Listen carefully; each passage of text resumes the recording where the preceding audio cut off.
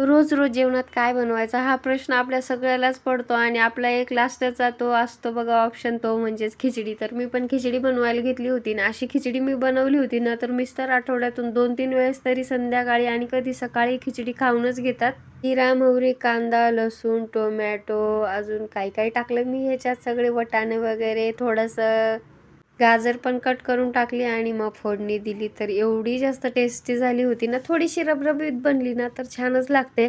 आणि नंतर मग सगळा किचन ओटा साफ घासून घेतला. खिचडी बनवण्याचा एकच फायदा आहे, हे होईपर्यंत आपण आपली बाकीची कामं करून घेऊ शकतो आणि नंतर जास्त कामही पडत नाही.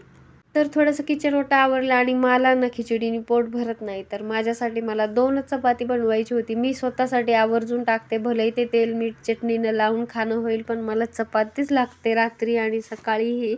आणि नंतर जो काही किराणा आहे तोच लावून घेतला. नंतर आम्ही जेवलो. व्लॉग आवडल्यास लाईक करा, सबस्क्राईब करा.